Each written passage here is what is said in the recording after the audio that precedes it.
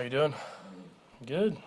Patrick, you got a change of heart about some of the things you said and did after the game. Why? I mean, did you feel like it was emotion talking at that time, or do you have a change of heart about how you felt about it? Yeah, I mean, I definitely emotion talking when I was talking to Josh at midfield. Just to lose the football game, a tough football game in a tough way. But I let it go on too long because I mean, like I said, he had nothing to do with it, and so just show better sportsmanship and tell him great game and kind of keep it moving. Coach just said you guys came in on Tuesday.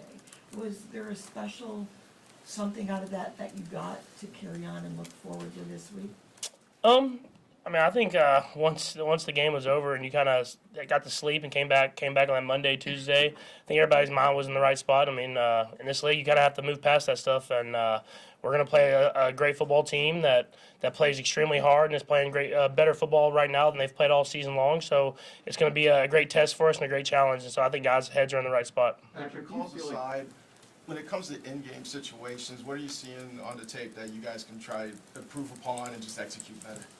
Yeah, I mean, there's just little things here and there, but little things are how you lose football games, and we'll continue to emphasize those and try to practice even better than we've done all year long, and try to be better this next week. And this is a great challenge for us. Their defense is playing really, really good football, and so offensively, we're going to have to execute at a high level in order to have some success. Patrick, you reached out to Josh Allen.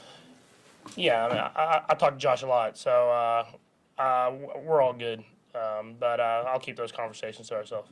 Patrick, do you feel like you're at a little different kind of crossroads than maybe you've been at before this late in the season, a couple losses in a row, some little controversy? I mean, is it a harder challenge to reset in some way or an easier challenge to reset? I mean, I don't know yet. I mean, all I can do is go about business like I do every single week and try to get better and better and play the best football I can for this upcoming week. And so the division is tight, the AFC is tight. We have to just go out there and play our best football and try to get better this week and try to find a way to get a win. Do you have any concern? You got to bring the team together, or is there any worry at all that guys are maybe just frustrated and not as locked in because of the way things are going? Not that I know of. I mean, at practice, what we used to walk through, that looked great. I thought guys were really locked in. We're about to go out and have practice. But, I mean, guys' heads are in the right spot. I mean, everybody knows that if we can correct the minor details, that we can win some of these football games that we've been in to the very end. But we have to go out there and prove it. We have to go out there and correct them. And so I think guys are just trying to do that at practice today, and then we're going to try to do it again the next day. Patrick, you talked about those minor details. In the past, like you said, and some other players have talked about Evie, how he pushed you guys and held you guys accountable. Who's the coach here that does that now?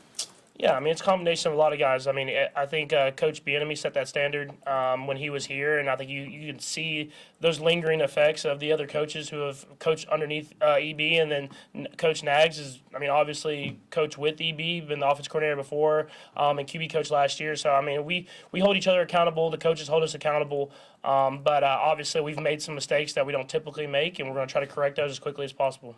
Patrick, have you had a chance to check in with Kadarius this week, and what was your message to him and all the receivers concerning just kind of flipping this script the last stretch of the season? Yeah, I mean, all the receivers know I believe in them. That's just kind of how I roll. If you're in this locker room and I see how hard you work, I'm going to trust in you in big moments, and I'm going to give you chances to go out there and make plays. And from everything I know, their mindset seems like it's in a good spot, and they just want to go out there and continue to get better and better. And I can see that by how hard they're working out here. And I feel like as we can just continue to push through the grind, that we'll the other side of it as the season goes on. What was your message to Kadarius?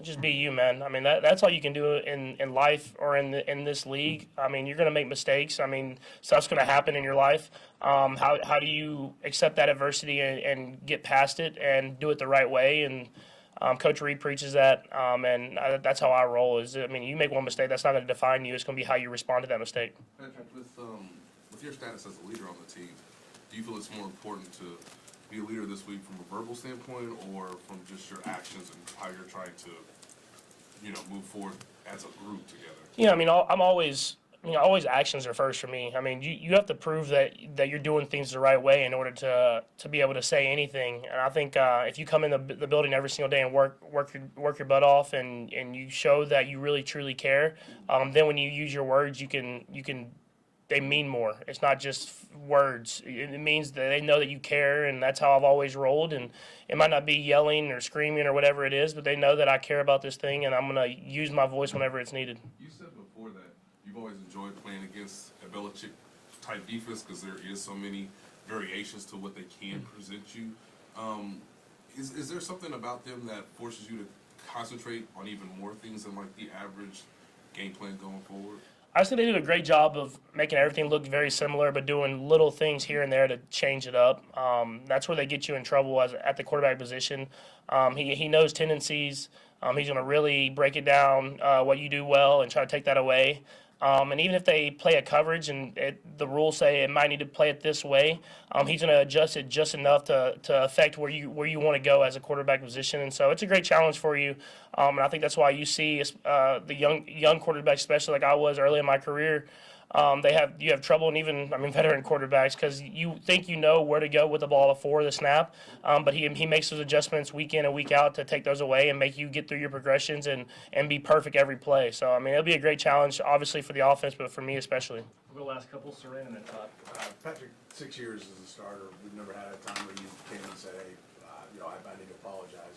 That's a lot of pressure to be the face of the franchise. You were like 22, I think, when you started. Like, you feel that pressure? Is that, something that weighs on you to carry yourself a certain way and act a certain way all the time, be in front of the camera all the time? I think that's not necessarily pressure of being the franchise. This is pressure of being a good person. I try to act in a way that I'm a good role model, because I looked up to guys that were on this stage ever since I was a little kid running through the locker room. So I'm just trying to be a good person, and obviously I care. So my emotions were shown on the football field, which they've been shown in good ways, and obviously that wasn't a good way. But at the end of the day, I'm just trying to be the best person that I can be. The face of the franchise, NFL stuff, that's going to come and go. But if I can show the person I am every single day, and that sets an example, that's what I want to do when my career is over. You mentioned getting ready for a Bill Belichick defense and how he coaches. Your very first game, you weren't playing, was opening in 17. How much more equipped are you now to be ready for that than maybe you would have been that very first day? And how much maybe has what he does changed over those years as you look forward? Well, to answer your first question, I'm glad I wasn't playing that first day, because that'd have been a tough test coming out the gates when they're dropping the banner, and Alex was able to go out there and kind of do his thing and win that game. But yeah, I'm definitely more equipped now, just seeing a lot of different stuff. But I think the great thing about Coach Belichick and all those coaches is, he changes, but he stays the same, and he does different stuff. He does everything. He'll take stuff from he's done 10, 15 years ago and implement it into the game plan and the scheme that he runs now. And so he's got everything. And so it's your job as a quarterback to be able to adjust on the fly, put your team in the best position to have success, and not hurt your team. So it'll be a great challenge, like I said, and I'm excited to go out there and try to execute and try to find a way to win a football game.